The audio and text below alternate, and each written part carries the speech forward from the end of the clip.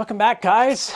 Today we're going to finish talking about World War II, and we're going to talk about a major decision that the new President of the United States has because Franklin Roosevelt, he's elected, as we can see in this first slide, in 1944, but he dies. All right, let's get started. I'm Dr. Chris Erskine, and this is going to finish up World War II, this lesson. So look at this first slide and we can see 1944. Now, Roosevelt doesn't win as convincingly as he does in other elections, but it's still a landslide. It's still a landslide. It's not even close. He wins. The states that he loses have very few people. The states that he wins have most of the people. You can see there by the popular vote count that it's not close, and you can also see by the Electoral College count that it's not close. So, all right, we see the next slide. Franklin Roosevelt dies in April 1945. Hitler dies also in April of 1945. The new American president, Harry Truman, knows nothing about the atomic bomb. The atomic bomb has been in development for the last several years during the war, and when Harry Truman comes into office in April of 1945, the bomb is only just a couple of months away from being tested in New Mexico in the middle of July, and he has this major decision. No one has any idea about the atomic bomb. One bomb can destroy an entire city. And so he has this choice. His choice is, do we attack the Japanese mainland? And look at the next slide. Do we attack this? Or do we drop this one bomb? Because the United States doesn't have an endless amount of soldiers. What are we going to do? We have to take the soldiers from Europe who've just invaded D-Day, who just fought their way across Europe. They're tired. They want to go home to their family, their wife and their children. And now the president's going to say, hey, go to Japan, attack the Japanese. Here's the thing.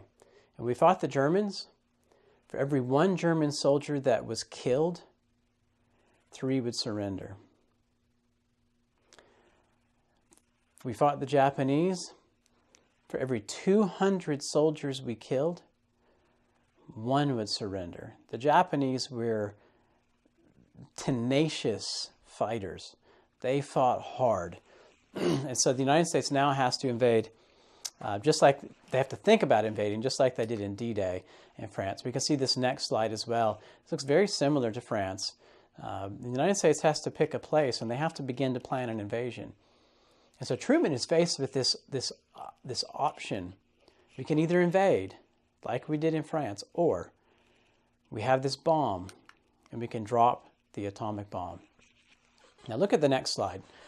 We see in this next slide, this is where the pink area is where the Japanese controlled. Now, the colonies that they have, you can see Korea and you can see Taiwan. These are Japanese colonies, and then on the left bottom part of the map, we can also see Japanese colonies. And the pink areas are places that are controlled by Japan. The white areas are controlled by China. And so this is what the United States is facing. Japan is everywhere. We can defeat Japan on the mainland, but can we defeat them in Taiwan? Can we defeat them in Korea? Can we defeat them in Burma, now Myanmar? Can we defeat them in Southeast Asia? It's very difficult. So what to do? Now look at the next slide that says the atomic bomb, and it has 2 columns, August 6 and August 9. And in these columns are the details for each of these 2 bombs. And after dropping 2 bombs, the Japanese surrender. And it's a good thing, because the United States only has 2 bombs. If Japan had not surrendered, we then must invade. But the Japanese thought maybe the Americans have more of these bombs, and so they will continue to drop them. The first bomb is on August 6. It's dropped on Hiroshima, and the name of the bomb was Little Boy. And it was made, its radiation was its nuclear material was uranium. It's detonated 2,000 feet above ground, and 70,000 people killed in the snap of a fingers. The terrain is a little bit flatter.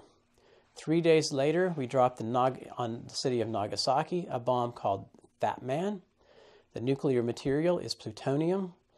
It's detonated at 1,650 feet. 35 to 40,000 people are killed instantly. It's mountainous terrain. On the next slide, you can see, this is a picture of Hiroshima. The city is flattened. The atomic bomb is devastating. 70,000 people at the snap of a fingers are killed. It's absolutely devastating. And this is something, this atomic bomb decision that Truman had, historians and students of history in the United States talk about and debate this idea and ask themselves whether or not this bomb should have been dropped. And ultimately, Americans usually come to the conclusion that Truman was facing a decision of sending the troops in Europe to Japan. And they're tired. We know how difficult it was to invade Germany. We know how hard the Japanese fight. So it's a very, very difficult fight ahead. And Truman does not like the idea of sending American soldiers again into combat in Japan after they fought so long, for 4 years fighting in this war. And so he decides to just drop this bomb and hope that the Japanese will surrender. And you know what? It works, and the war ends. And as soon as the war ends, Chinese people are happy. American, British, French, English, Canadian, they're all so happy the war's over. Of course, the Germans are not happy, and the Japanese are not happy, but most of the world is happy. The Russians are happy, and the war's over. And so that's the end of World War II, the lesson we're going to talk about. This has been a short lesson, but that's an important thing to talk about in this lesson of World War II, is the decision to drop the atomic bomb on Japan in August of 1945. And so in the next chapters, we're going to begin talking about the 1950s, and there's a lot to talk about when we get into the 1950s and the 1960s. So much fun stuff to talk about. So, all right, we'll see you guys then. All right, bye-bye.